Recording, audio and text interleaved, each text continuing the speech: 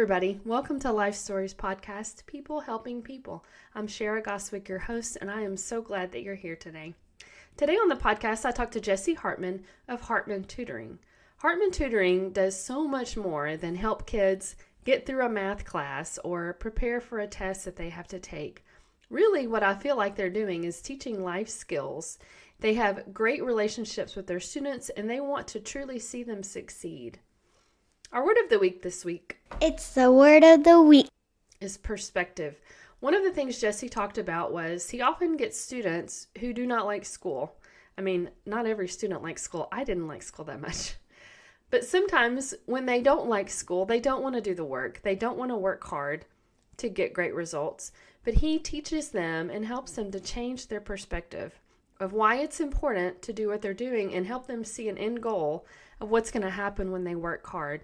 I think this is a great program, and if you're looking for an online tutoring program, I think this one is the one for you. Thanks for being here today. Have a great day. How's it going? I'm doing well, thanks. How are you doing? Good. I'm doing well. What a lovely tree.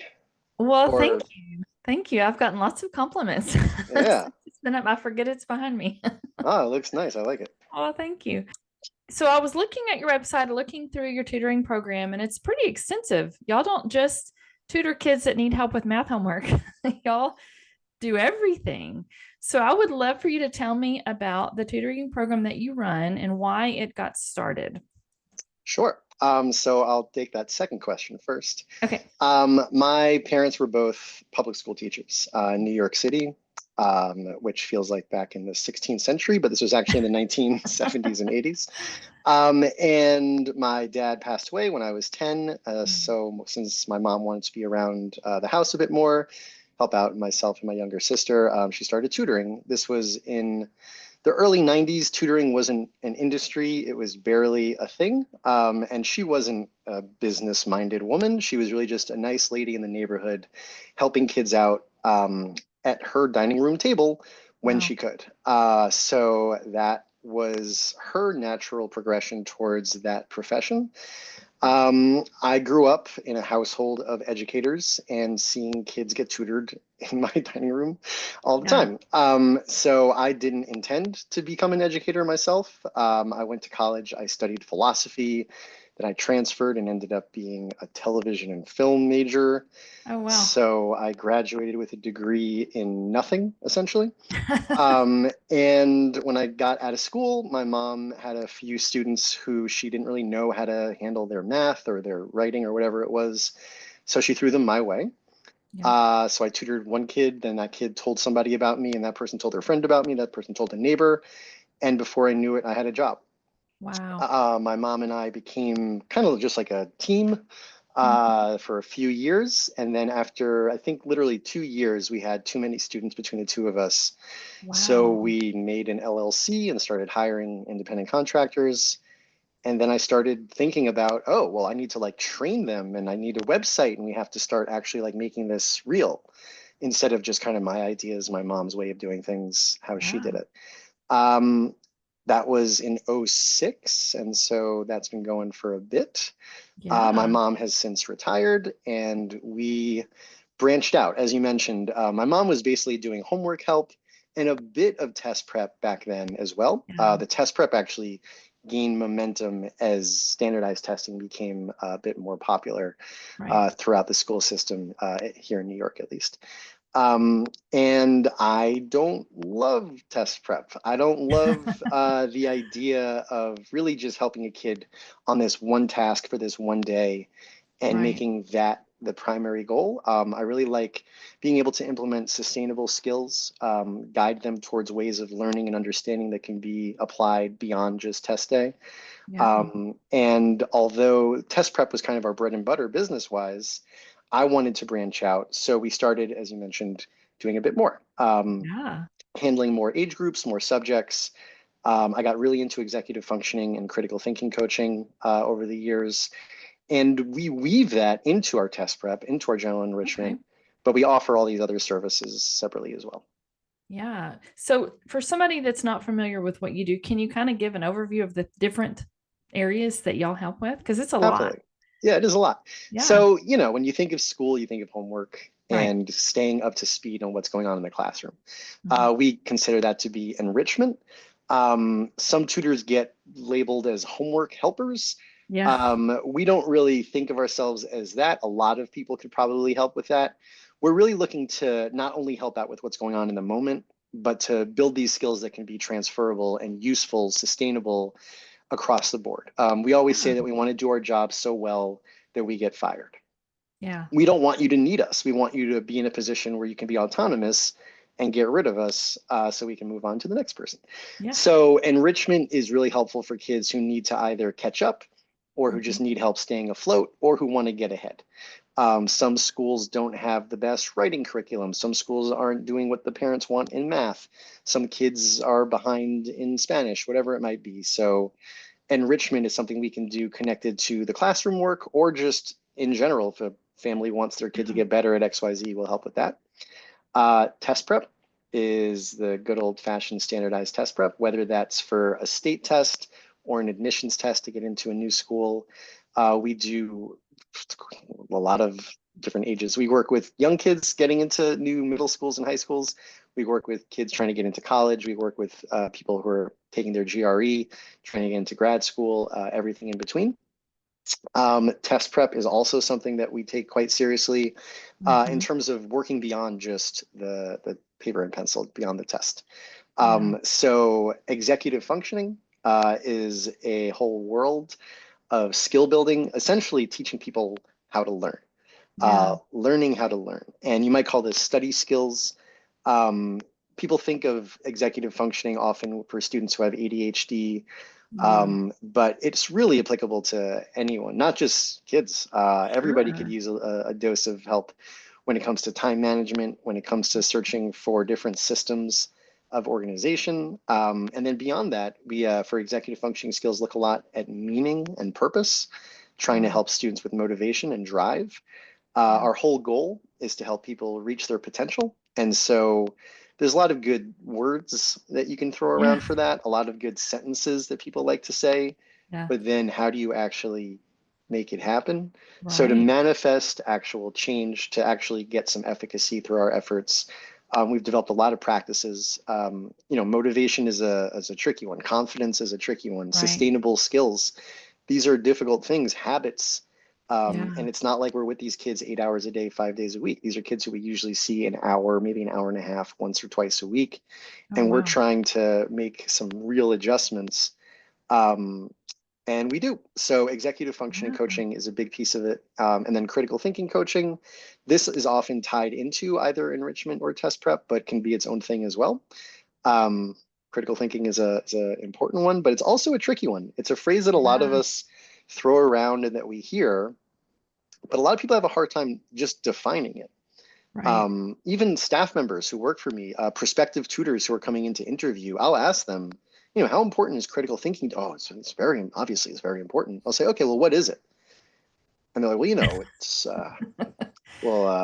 thinking is, hmm, but It is critical hard to thinking, describe. It it's is. like, it's like hard thinking. It's when Right. you really dig, and obviously it's much more than that. Yeah. So we have an understanding of what the goal is with critical thinking and Yeah. how to get, fourth, fifth, sixth graders to improve those skills, let alone seventh, eighth, ninth, and above.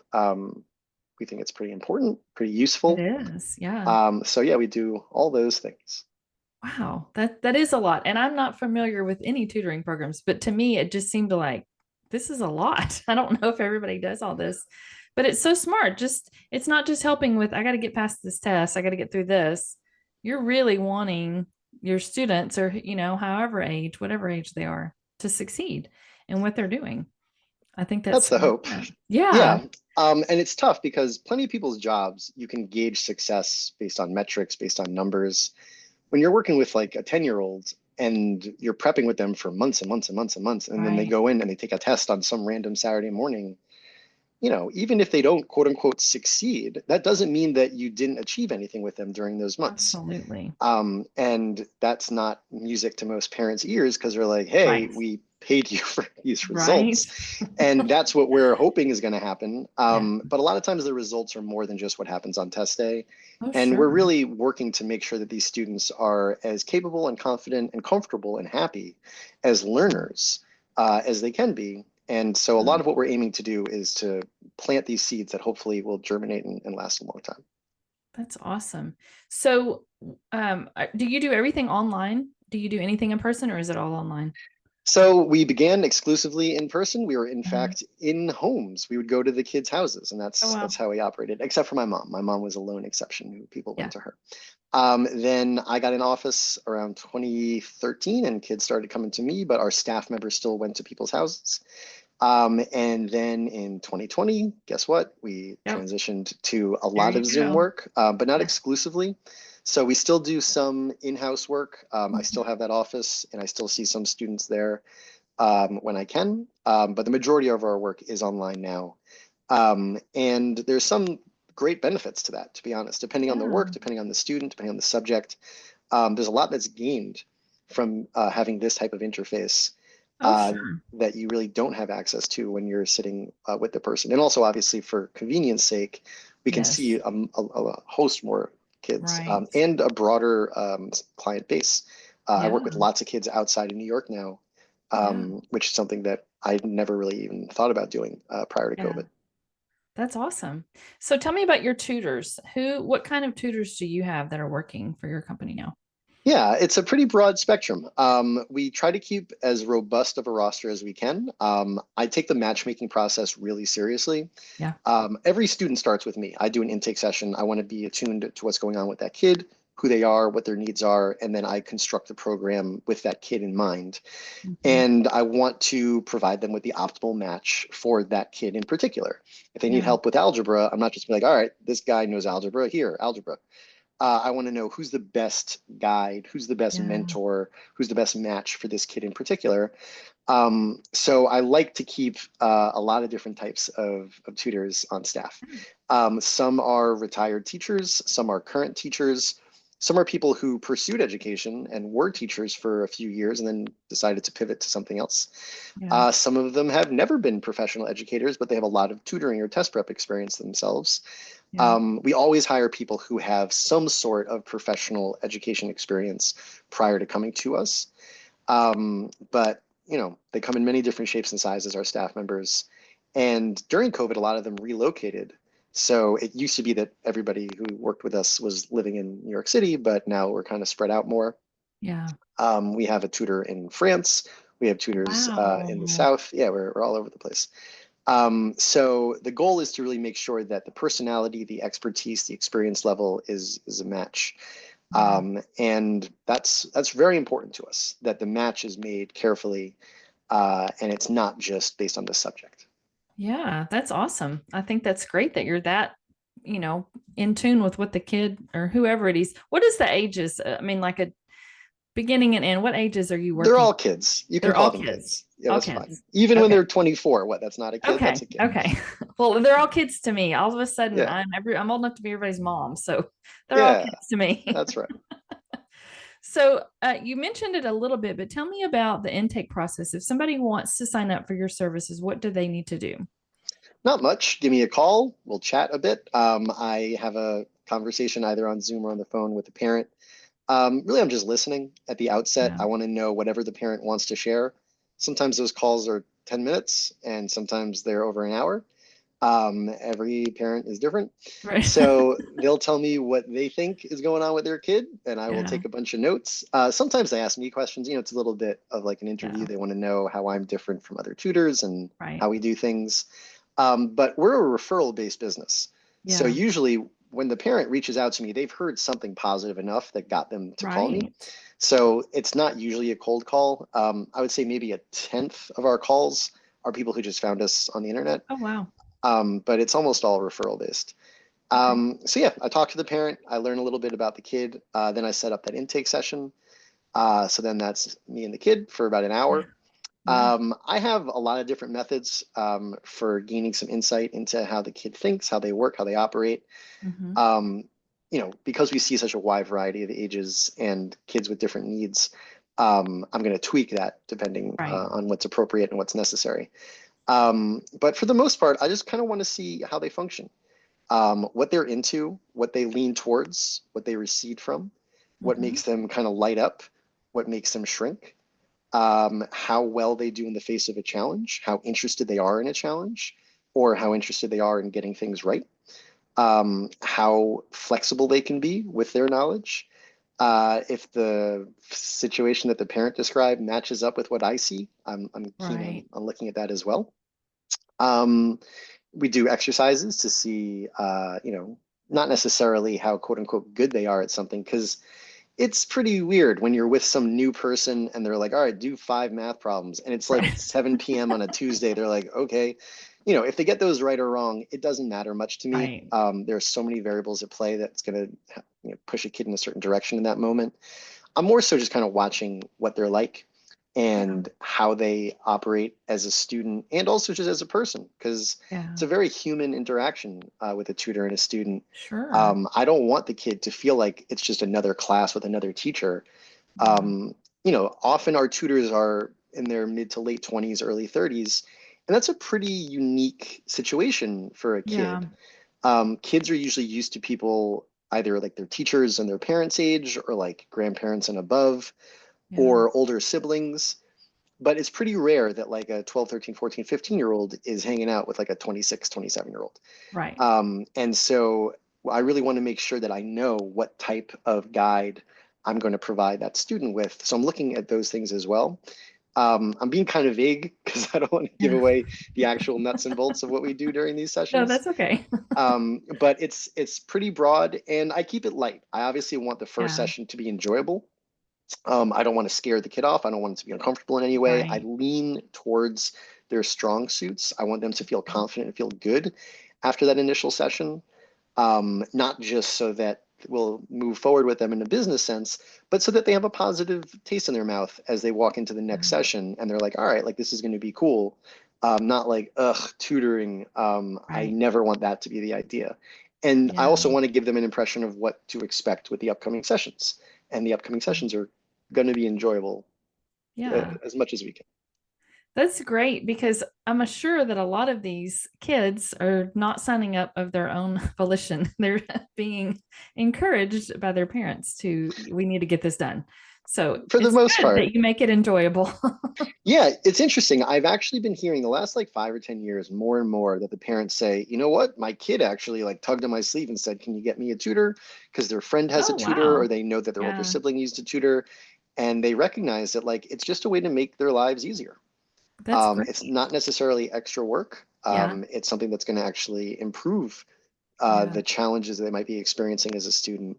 So I do hear that plenty, but yeah, for the most part, it's the parent. Yeah. I start off a lot of those intake sessions by asking the kid, so like, what are we doing? Like, who am I? Who are you? Why am Right. I here? And a lot of times the kids are like, I have no idea. Like my parent just sat me down in front of the computer and they told me to talk to you. What, I don't know. You tell me. I'm like, okay, that's good to know. That's funny. That is funny. So who would benefit well from your services, from your tutoring services? Who would benefit from that? What type of person? Well, I don't want to sound like I'm casting some sort of advertisement, but it's really for everyone. Yeah. We get just as many calls from kids who are struggling and needing to catch up and who have gaps they need to fill as we do for Yeah. kids who want to get ahead and who are already very high achievers, but just want to sharpen up one facet of their educational experience or another. Yeah.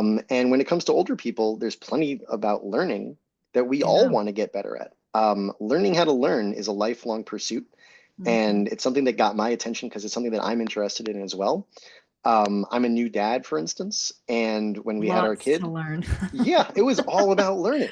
And I Yes. was like, holy moly, I'm glad that I'm into learning because Yeah. it's like every hour, every day, Yes. I'm just getting new data and new ideas. And then it changes. The kid's Hmm. different 15 minutes later. I'm like, okay, I better learn that again.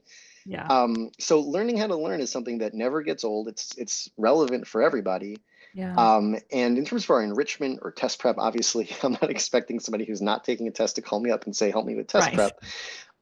But the goals that we all have for our children or for ourselves about Mhm. being functional, capable thinkers and learners, it extends beyond academia. Yeah. And I think critical thinking skills and executive functioning skills are things that are evergreen. Especially Sure. nowadays, if we look around society, if we Yeah. think about America the last 10 years, wouldn't critical thinking skills be a good thing to It improve? would. I believe so. Yeah. That is very true. What about a student or a parent who is looking at taking the SAT or the ACT this year? They have these tests they do need to prep for. How early do you recommend getting services to help with that? Right, that's a great question. So for test prep, we like getting a good jump. The SAT and the ACT, these are tests that kids usually take more than once. Right. So let's say hypothetically a kid's going to take it for the first time in March of their junior year. Mm-hmm. They're probably going to take it a second time in May or June or August. Right. And then they'll perhaps take it a third time in the fall. Yeah. So if they're taking it for the last time in the fall, let's say it's October of their senior year, I like to get started around November of their junior year. Okay. So that's basically a year of Yeah. prep from beginning to end. But again, if they're taking that first test in March, if we Right. get started around November, December, that's 3 or 4 months of prep. Sure. So I would say between 4 to 12 months, Yeah. with like 6, 7 months being the sweet spot. That's for something like the SAT or the ACT. But even for kids who are taking high school admissions tests, that's Mhm. what we like to see as well. Yeah. There's a variety of reasons for this. I mean, anybody could tell you just the more practice you get, the better. But it's also because kids change during those Yeah. 6, 7, 8, 10 months. They mature, and that maturity is a part of the test prep process. So if I just sit down with a kid and it's 3 months before their test, they still have some growing to do that the test prep is going to help encourage. Right. A lot of the resilience that's necessary to be a successful test taker. And by test taker, I don't just mean during the test. I mean in terms of the prep process. It's Right. grueling. It's Yeah. difficult. And it's not just in terms of learning content and memorizing formulas. And a lot of people like to say that test prep is about like tips and tricks and anybody could do it. Right. Yeah, maybe to an extent, but it's like getting good at a sport. If you want to be the best at your sport, it's not just about tips and tricks and it's not Right. just about practice. A lot of it's about mindset and a lot of it is Mhm. about how you view yourself in the moment when it's time to perform. And that takes a certain amount of dedication and commitment and maturity. Sure. So reps are really important, but also we have this whole arc that we like to go through for a student because they're going to start out being like, yikes. Yeah. And whether that is 10 months away from the test or 10 days away from the test, we have Yeah. to work that yikes out of their system. And it takes time. And the goal isn't to pressure them and be like, this is so important, you better be Right. ready. Because like that's going to increase the yikes. We want to get them really comfortable and Yeah. confident and calm. And that often does take a bit of time. I love that. I just think this is so great. I well, I wasn't a great student. I went to class, I made A's and B's without studying, but I didn't like it, any of it. It was not enjoyable to me at all. What's your favorite thing about what you're doing, about all of this? So what you just said kind of answers that question. I love taking a student who isn't so into school. They do what they do, but they don't really push themselves. They don't really feel inclined to push themselves. They don't really know why they should push themselves other than trying to avoid a Right. punishment or avoid a negative consequence. I like taking that kid and being able to open their eyes up to the purpose of why they're doing what they're doing, the benefits, the actual reason why they're asked to go to this building and sit down and do this stuff 5 days a week, Yeah. 8 hours a day for the first 18, 22, 25 years of their lives. I was like you, I wasn't so into school. I looked for ways to get out of doing work. Right. That was a big part of why I think I was a successful tutor when I was younger, was because I could really empathize with what the kids were going through. Sure. And I was like, yeah, this stuff sucks. Yeah. And it shouldn't. Yeah. It's a weird thing that we just accept that, like, if you ask a kid how's school, they're like, it sucks. And we're like, yeah, obviously. But Right. like, why? Why is it that with children who we value and we want them to have these great lives and we care Yeah. about them, we want to put them in the positions to succeed and have fun. I can't change every school. I'm not going to try to change every teacher or every curriculum. But if we can tweak a kid's perspective and outlook on why they're doing what they're doing, purpose, meaning, I love that opportunity. Yeah. And those are the changes that I feel like can be the most sustainable and the most far reaching and hopefully have the highest impact. Yeah, that's great. That's a great way to great motivation for what you're doing.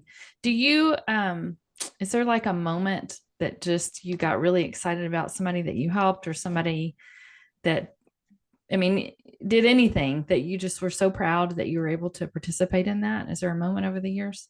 Sure, yeah. I had a student who came to me in fourth grade, and he was this really interesting mix of being a complete mess in the classroom Mhm. and really struggling socially.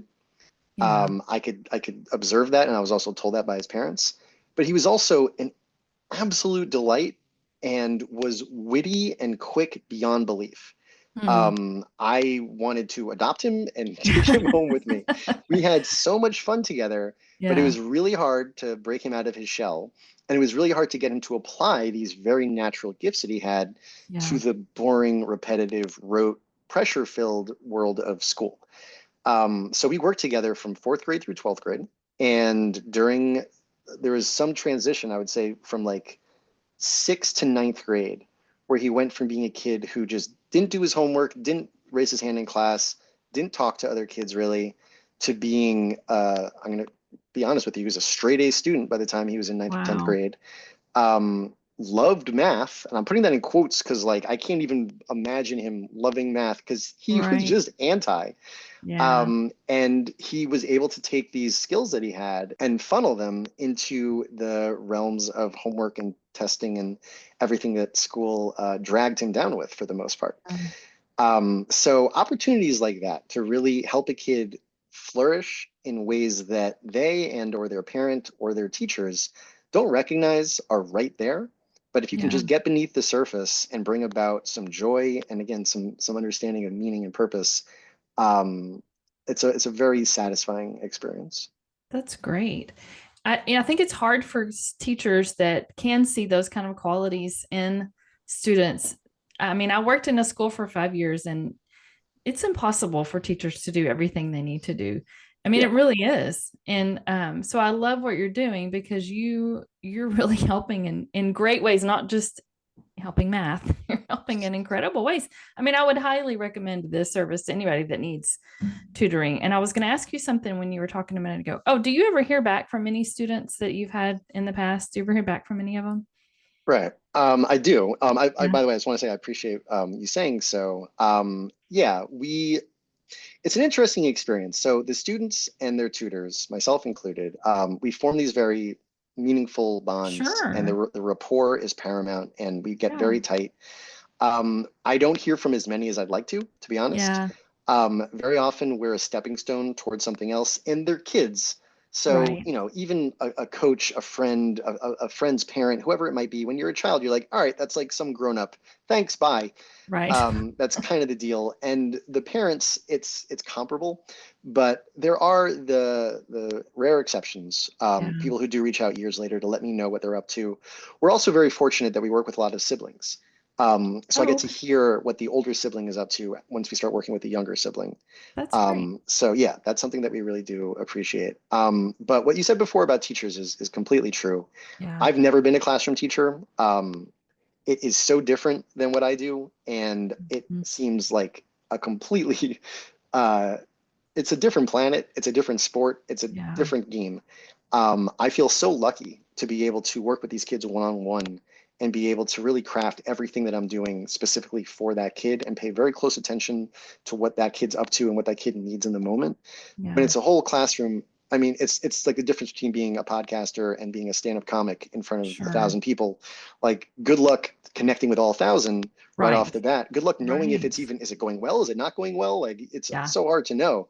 Yeah. um, the one-on-one experience is something I really value, and everything that we do is crafted to be conducive to that one-on-one experience. Yeah. So I give so much credit to teachers. My wife is a teacher; both my parents were teachers. Yeah. So I want to retroactively apologize to all my teachers. I did not make their lives easy, so I get it, and I'm sorry. Yeah, that is so funny. Yeah, I was a teacher's aide, but I was the librarian and I was really only in the library for a very minute amount of the day. Most of the time I was helping all of the aides kind of helped wherever needed help.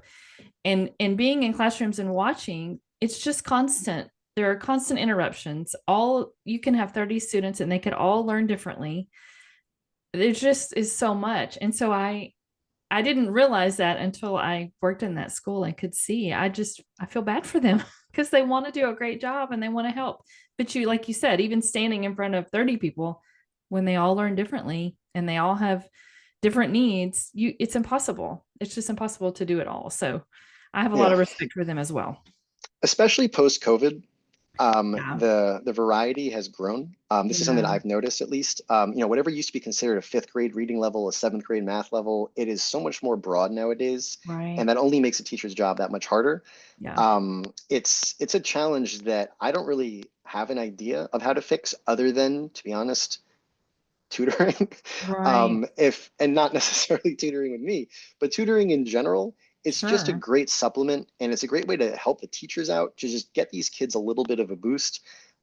Because the classroom right now, and it's not even just about knowledge of content. Right. How do you raise your hand and contribute in a class? How do you make a study guide? How do you, read it from a textbook and take notes? A lot of kids haven't mastered these skills. Yeah. And pre-COVID, it was more uniform. Yeah. Either a whole age group could or could not do it. Yeah. Nowadays, kids don't know north, south, east, west. They don't know how to tie their shoes. They don't know the months of the year. They don't know their parents' cell phone number. It's a Right. wacky world. And then you have It other is. kids who it's as if it's 2015 and they're just high functioning and they got the stuff Yeah. down they need to have. The spectrum is much more broad nowadays. Yeah. So it's got to be tough to be a classroom teacher. Absolutely. Well, is there anything I didn't ask you? Because you covered quite a bit. Is there anything I didn't ask that you wanted to tell me No, about? No? this was great. I really appreciate Yeah. you having me on, taking the time. Sure. Yeah, this was fantastic. Well, thank you. I really do. I'm going to highly recommend this program because I think it's just great. It's so much more than, like I said, helping with math homework, because that's what you think of when you think of tutoring. Well, I can't get through this math class. I need, but this is great. This is life skills that you're teaching along with, prepping them for school and things. I appreciate you so much. And I will be in touch when all this is ready to go. Sounds good. All right. Thank you. All right, thank you. Have a good one. Bye-bye.